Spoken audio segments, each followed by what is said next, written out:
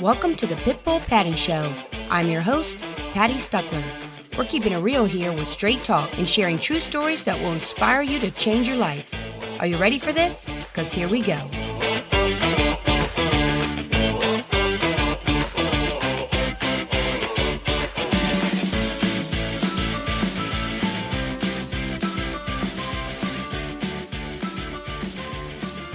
Moving is extremely stressful. Everybody knows it, whether you're moving across the country or you're just moving down the street. It's almost impossible not to get super stressed out. And if you need help coping with the stress of packing up all those belongings, getting rid of some of all your stuff, hiring movers, changing the kids' schools, all those things, if that's where you are right now or that's where you're getting ready to be, then my guest today is going to give you some fantastic tips on how to get through all of that without going crazy.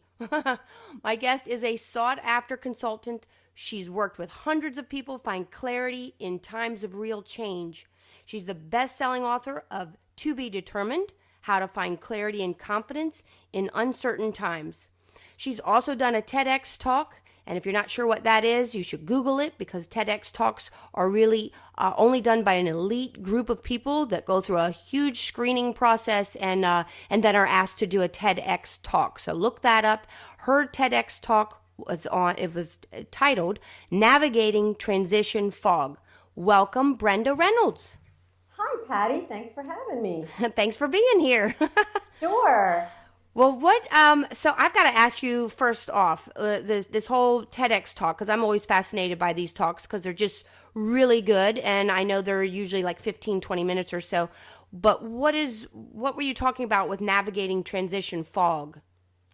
Well, it's like going through this move that you're talking about, and you find yourself in this emotional fog because you feel like you should know exactly what to do and how it's going to go down, but everybody knows it doesn't go as planned. And then you find yourself in this emotional fog, the stress, the fear, the anxiety. And so for only 9 minutes of your life, you can listen to this TEDx talk and get a new way of thinking about being in that space and what transition fog is. And I won't reveal my punchline, but fog is an acronym for something that will make you think about that time differently. So if people want to take a look at it, that's my teaser. Wow, that's really cool. Actually, I'll have to take the time to watch it, and especially 9 minutes. Boy, who couldn't do 9 minutes? That? Yeah, 9 minutes. Well, and you have got me curious what FOG stands for, what the acronym stands for. Well, I got to tell you, you're the perfect person to have on because, my clients over the years, there's just so many times where I joke with my husband or he jokes with me, or my kids who are both realtors, and we'll say, oh, I talked so-and-so off the ledge today. Because we'll have a client that we're working with and they're just so stressed out. They're just to the point where you almost visualize them on a ledge, looking down, ready to jump. And just kind of a case in point, I had a couple that were divorcing, and this was years ago now, but they were divorcing, and it was a really nasty divorce where they were not getting along at all. And in fact, I had to meet with both the husband and the wife separately all the time to get things done. It was that, unfriendly. So one night I had to meet with the husband, soon to be ex-husband, and have him sign an addendum. And he took that opportunity to sit there with me and literally unload all this stuff about his soon-to-be ex-wife and all the problems in their marriage and how unhappy he was and how he didn't want the divorce, that it was really what she wanted and blah, blah, blah. And he literally said, I haven't had sex in 3 years. Oh, my gosh. And oh, my God, Brenda, I just thought to myself, oh, my God. I just looked at him and I wanted to put my fingers in my ears and just go, la, la, la, la, la, la. I don't want to know. TMI. I don't, I just said, sign here, here, and here. It was like I just listened, but I didn't offer much advice. I think the only thing I remember saying was something like, just remember you'll always be connected with your 2 daughters and any grandchildren. So, try to get along and play nice for the rest of the family, for the kids.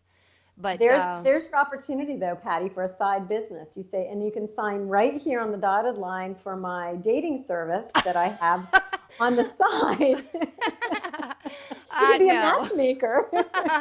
No, I think that would be harder than selling real estate. Well,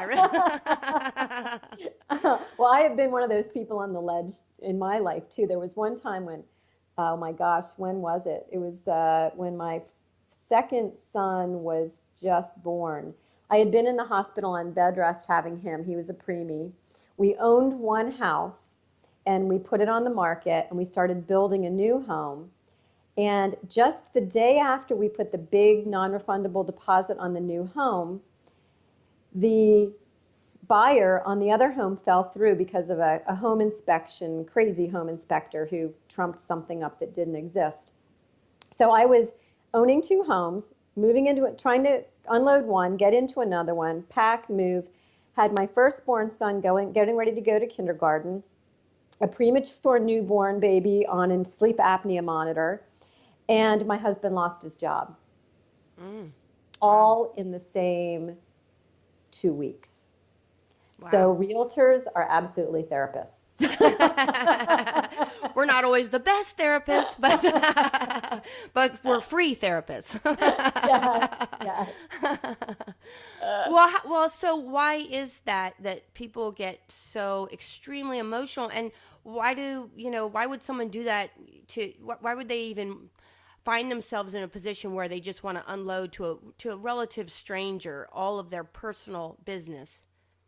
Well, I think anytime we're making a move, usually it's connected to something else. It's another big move that's going on or change that's going on in our life, whether it's a divorce, a marriage, a job promotion, a job transfer.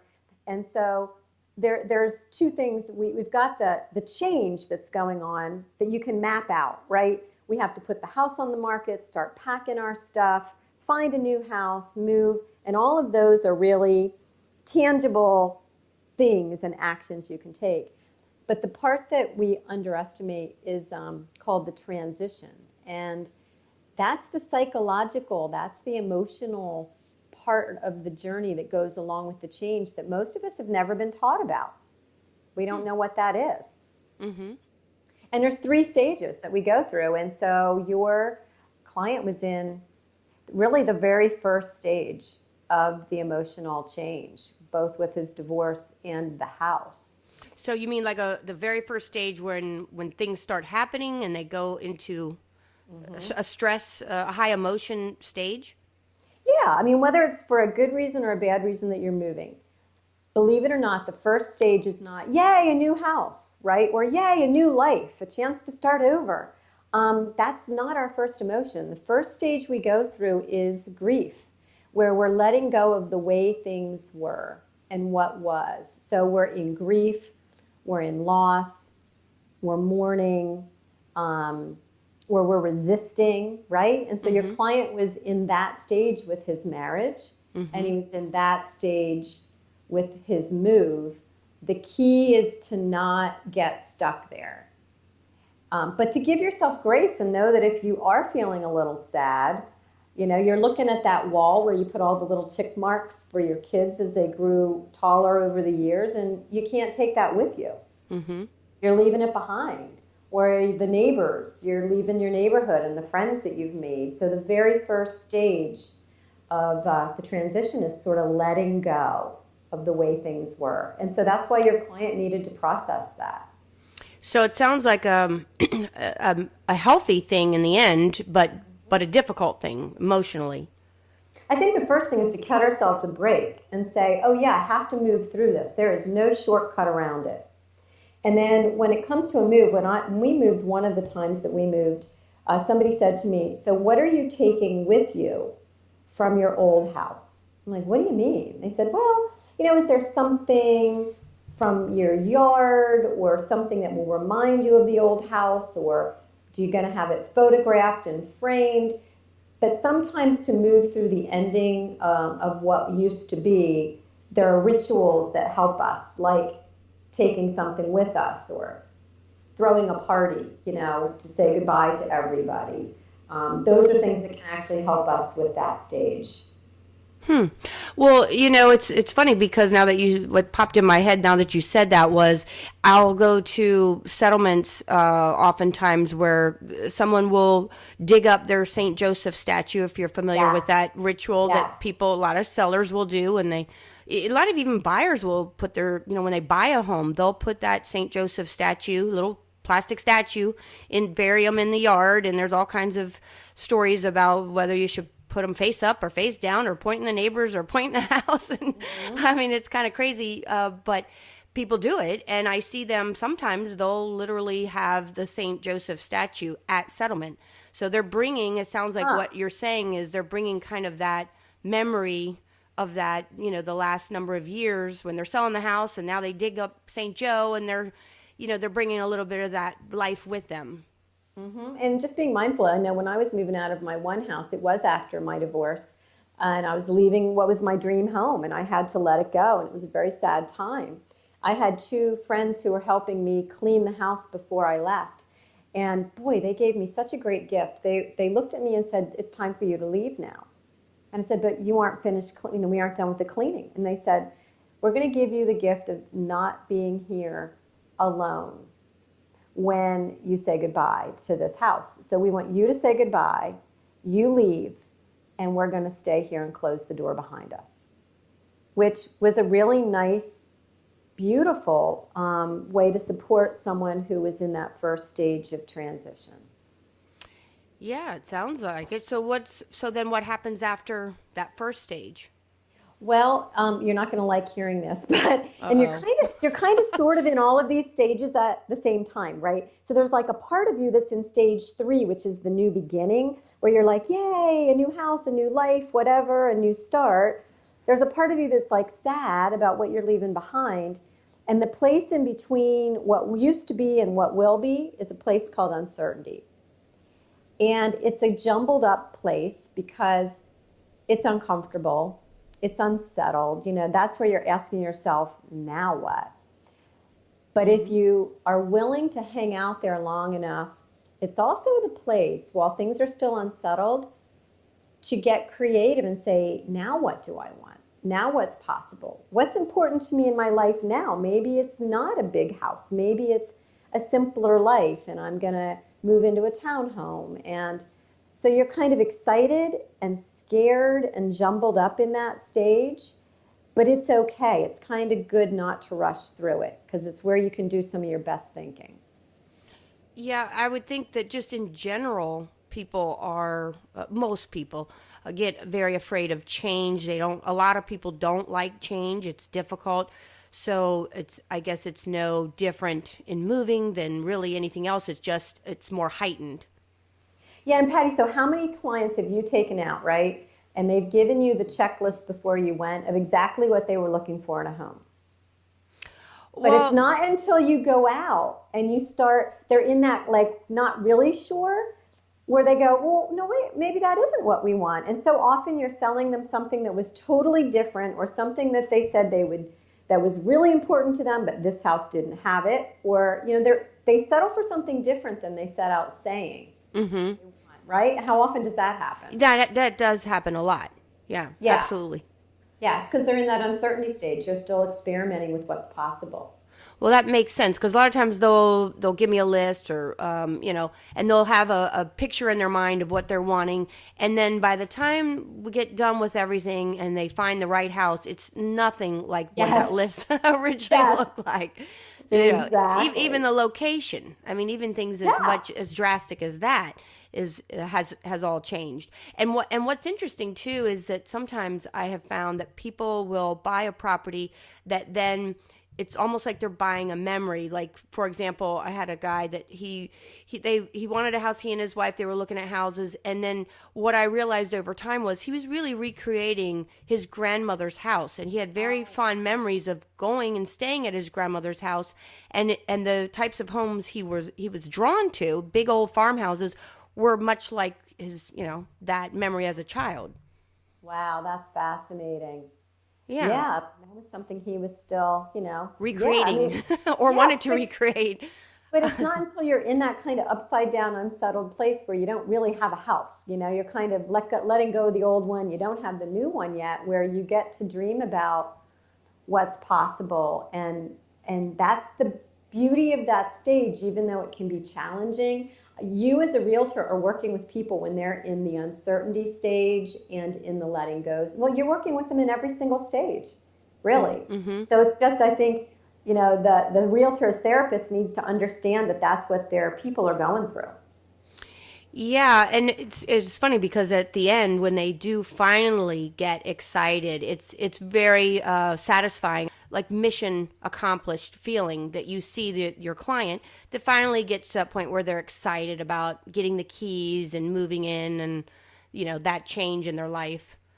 If they take their time moving through the first stage of letting go and the second stage of uncertainty, then the third stage is easy because they're going to be really happy. They've taken their time. They've thought about what they really want. They've made good decisions. They haven't listened to everyone who's telling them what to do, but they've listened to their own heart about what they think they should do and what's right for them.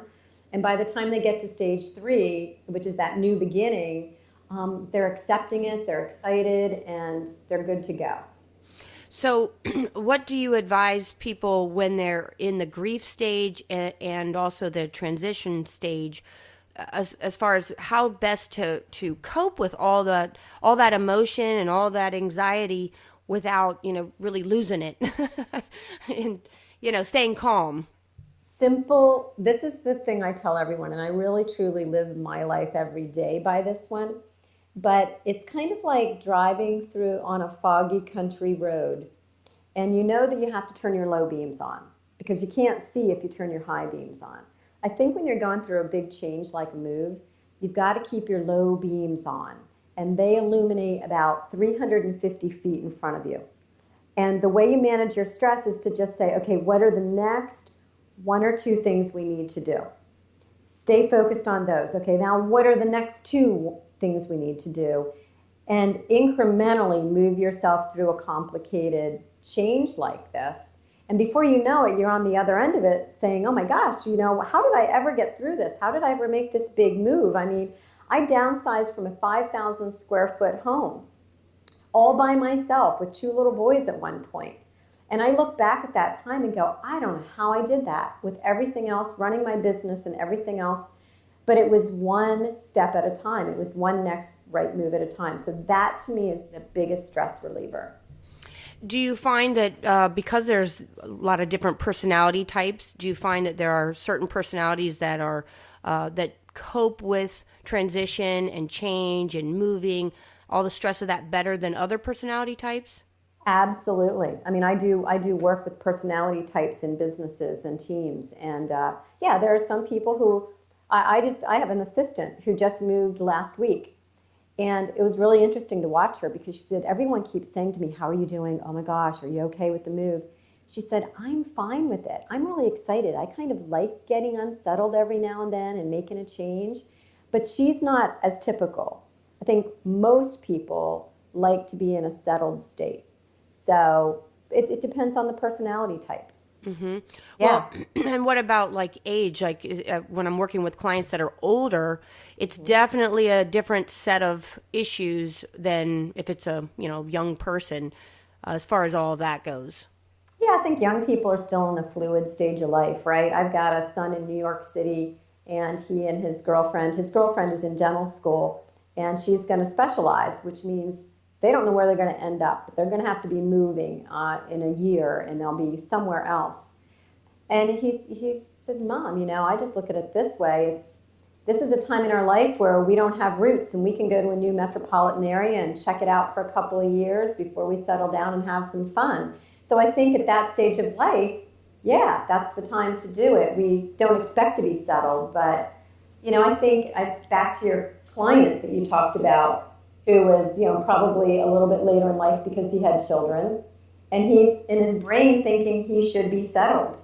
He should be in a certain life kind of state, and his divorce was representing something different. So I think that's harder to swallow because that's the story you have in your head about what should be. Yeah, it is fascinating too. I've always thought that in selling real estate that it's really interesting the intersect between any kind of sales. I'm sure it's not just indicative to selling, real estate, but other sales jobs too. The psychology of working with other people and what they're going through, but especially with selling real estate because of this whole layer of moving and transition and big life changes that you're dealing with, on the front lines every single day. So you got to get pretty good at kind of managing people and knowing what they need and what they don't need as far as, Well, psychologically.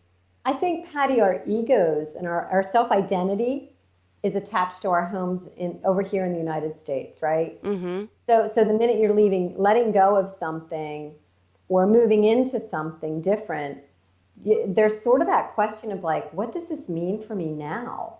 Who am I now? Like if you move into some big dream house, but you've been raised in a small town with, in a family that doesn't have much money, you kind of, ooh, what does this mean if I move into this big house? Who am I now? Or on the flip side, what does it mean if I decide to move into a townhome? Will people think differently of me? If I downsize, all of those questions about self-identity, I think, get wrapped up in a move.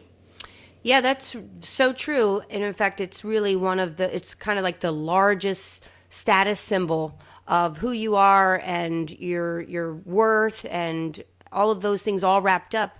I think when it comes to your home, and in fact, like my mother, when she and my father divorced years ago, they had this huge house, and then she eventually did sell it, thankfully, because she was by herself at that point after all the kids had grown and so forth. And then she had a hard time letting go of that house and that status of what once was with my dad. So I think that's pretty common, and I also find that in working with younger people today, like kids in their 20s, I say kids, but people in their 20s, their parents that are in their late 40s and in their 50s tend to go with them on showings and tend to want them to have a nicer house than they ever had at 25 years old or 28 years old or whatever. It's almost like the parents are looking at, well, I want a certain type of a house, or has to be nice enough so it looks like my kid is doing really well in life, or it's more about Interesting. them, I think, than the kid. Yeah, they're living through them. Exactly. I see that a Right. lot. Yeah, I think a lot of realtors see Interesting. that a lot. Interesting. So now I know you have developed ways to help people with. You have, like, I think, a card deck or some type of a game that you've developed to kind of help with clarity for people in big transformations. Is that correct? And how does that work? It is. It's a card deck that has four different suits to it, right? They're color coded. So one of them suits is got quotes on it. I call it the inspiration suit. So this might be a quote that really is you need to hear at this moment that you decide to put on your refrigerator or put it in your office, etc. The second suit is information. That gives you some scenarios, some challenges you might be facing, and then on the back of the card there's a tip, a tool, some key information to help you with that challenge. And the third suit is called conversation, and those are thought-provoking questions that you may need to be asking yourself or talking with other people about while you're going through this big shift. And then finally, the fourth suit is transformation, and those are actions that can help you transform your day immediately. So do you want to hear about the one card, Patty, in the transformation suit? I think would be fun for your audience to think about. Yeah, definitely. So it's called Crazy Situation Bingo. And moving is a crazy situation, right? So all of these things that could possibly happen in the move. And they're things that might otherwise stress you or frustrate you. Well, I invite folks, and this card shows you how to do it, to create their own bingo card and anticipate the stuff that may go wrong. And then as they happen, you can play it with somebody else in your family. They can make their own bingo card. And then as things happen, you cross them off and see who can get bingo first. And the interesting thing is the stuff that would normally aggravate you starts to excite you when it happens because you get to be proved right. And you get on your way to bingo. Well, that makes sense. I could imagine somebody liking that. Yeah. So we used to do that before holidays with our families, and we would do this with friends. And then after the holiday, we would see who got bingo first. We would text each other, and then after the holiday, we would get together and debrief our whole bingo card experience. But you can do it with a big move too. That's so interesting. So you just kind of map it all out, so it's kind of not so scary when things are happening. You go, oh yeah, the realtor's late again. Not you, of course. Not me. But you go, oh, we get to cross that one off of our square, or oh no, this happened at the settlement table, or whatever the case may be. I knew we'd lose the box that had our most important things in it, and we can't find them. Whatever the case may be, but you can. That's just an example of one of the things in the deck. Yeah, well, people do stress a lot about inspections and things like that. Their loan, those are the types of things that people do stress a lot about. So you're saying kind of like map out what could happen, and then do they map out things that what if they don't happen? So you just... Then they don't get to cross that square off, but maybe they got lucky that it didn't happen, but the downside is they don't get to cross that. They have to get bingo another way. Well, then they can just appreciate that it didn't happen, right? Exactly. You may not want to win bingo, it sounds like. That's true. There's an upside whether you win or lose. There is an upside. And, I'm just because I think people might care to know this, Patti, if they are interested in purchasing a deck, they can get them on my website. Well, I was just going to ask you how people can find you. It's the website is Brenda K, the letter K, Reynolds, REYNOLDS.com. And the reason I'm bringing it up is because for a short period of time, we're doing a special event where for every deck of cards that gets sold, we're donating a free deck of cards to an organization for women in transition who are moving from being unemployed into the workplace because they have children to take care of and they're trying to get on their feet. So your listeners could buy themselves a deck of cards, and without spending a dime, they would be helping somebody else making a big move in their life. Wow, that's a great cause. Yeah, they're called Wings for Success. That's the organization we're supporting. And do you have a Facebook or other LinkedIn, other types of ways to connect with you? Yes, on Facebook, they can follow me at B as in boy, KR Consulting. That's my Facebook. At awesome. BKR Consulting. And you do, besides helping people, in this case, obviously we're talking about people moving and the stress level and how to manage all of that during a big move, but you also manage, help people with organizations, I know, and a lot of big companies and leadership and so forth, right? I do. I work with organizations. I like to say I help people find their clarity, whether it's in the workplace or the life space, because you can't really disconnect the two of them. So, yeah, I work with big companies. I've worked with Special Olympics. I've worked with AOL. I've worked with CBRE, which might be an organization you know about in the real estate world.